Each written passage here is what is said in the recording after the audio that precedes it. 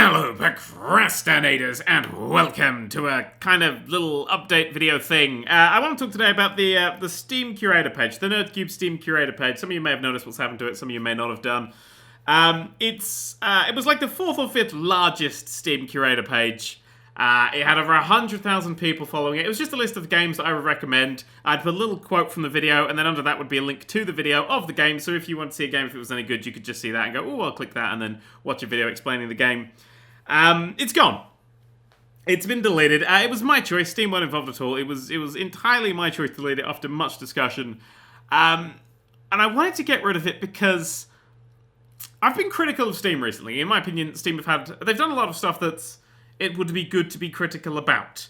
I've been really quite critical of them, and it felt weird that in one hand I was criticizing Steam, and on the other hand I had this list of games on Steam, and as such, my logo and my videos were being plastered all over Steam. So on one hand I'm being critical, on the other hand I'm technically getting a little bit of ad revenue just from Steam, just from the people coming through, clicking on the videos and then watching my videos. I was essentially doing a small amount of advertising on Steam. That was my intention. My intention was to make a great list of games. That was simply a byproduct of it. But it felt wrong to me. It felt wrong that on one hand I'm criticizing, the other hand I'm taking. So I had a choice. Either I could stop criticizing Steam, or I could delete that. I mean, because I saw a lot of people tweeting like, oh, I see you support Steam. I sometimes, yes, I think Steam's great. I do think they do a lot of good stuff, but I also think that they have dropped from what they did, because when Steam started, everybody hated it. Everybody hated Steam when it first came out, but they gradually built it up, because they had a high bar. They had a really high bar, and to get on Steam, you had to clear this really high bar, and it was difficult. It was difficult as fuck to clear that bar, but that meant that everything on Steam was fucking great.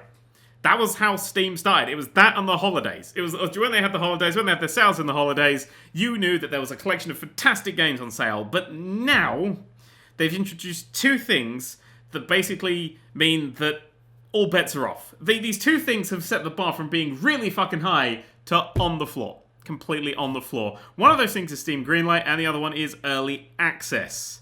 Now, Steam Greenlight is problematic. It's vote-based, and we've all seen what communities do when they vote. For instance, try to send Justin Bieber to North Korea, something I'm still quite fond of. So having things that the community votes on means that if one semi-decent YouTuber of any kind of size, really, goes, hey, look, I like this game, even if it's a piece of shit or has a funny video with it, then that thing's gonna get greenlit to the fucking moon. And that gets on Steam. It could be anything. I mean, I think with the current setup of Greenlight, you are more likely to get on Steam through Greenlight if your game is a screaming, howling piece of donkey piss, instead of being, good. A good to okay game has no fucking chance of getting on Steam. If it is fantastically, endlessly brilliant or awful, it'll get on. Nothing in the middle will. And that just doesn't work as a system. That's a broken system. And then they had Early Access, which is a bunch of people saying that I'm going to make the next Minecraft, and then giving up after a week.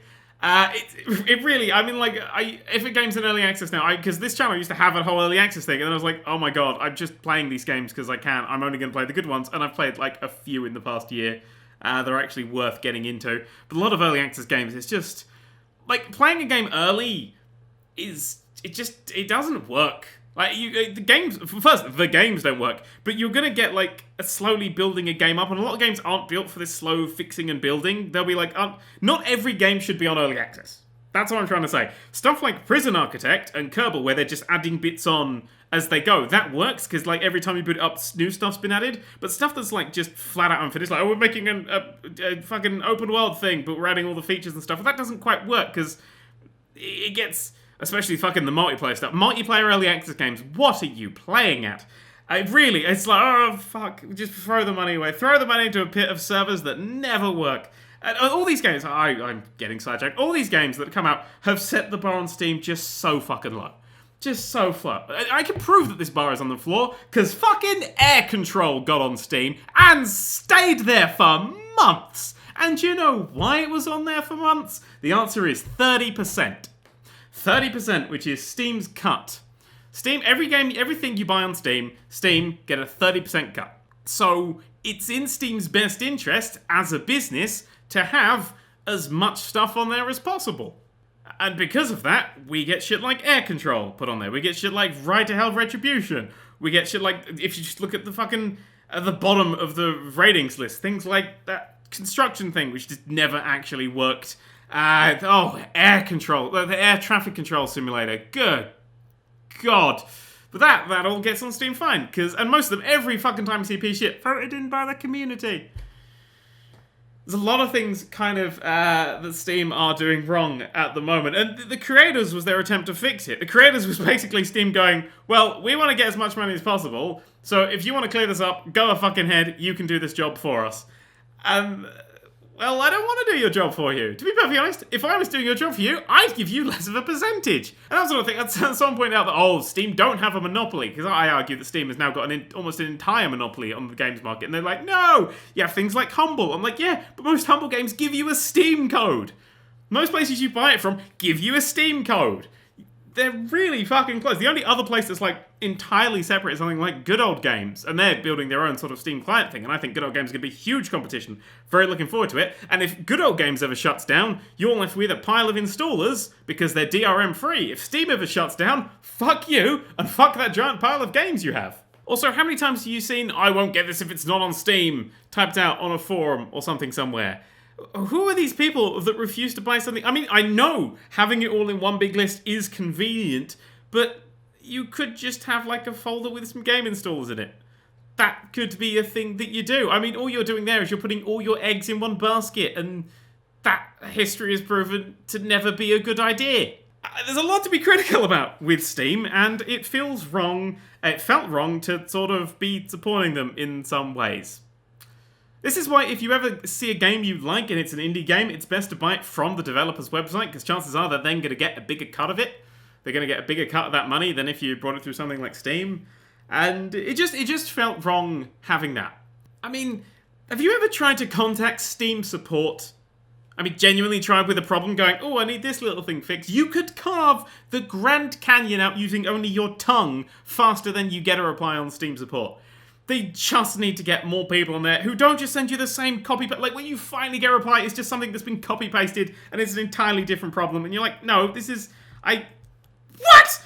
It's incredibly frustrating for consumers, because we don't know what the fuck we're going to get on Steam anymore. It's a mixed bag of, is this going to be good? Is this going to be not? We don't fucking know anymore. The developers are getting just a huge cut taken out of them for practically nothing. I mean, Steam used to be that bar of quality was a reason to take the 30%, because like if it's on Steam, it would sell like hot shit.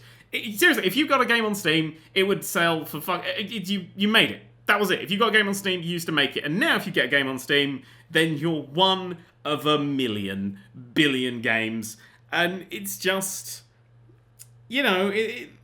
Steam has dropped almost completely from what it was. And what it was this huge bastion of fantastic games. And now it's just a pile of early access Greenlight bullshit. And I just didn't want to have the support and stuff from there. I want to keep being critical of it, because maybe if we keep being critical of it, things will actually fucking change.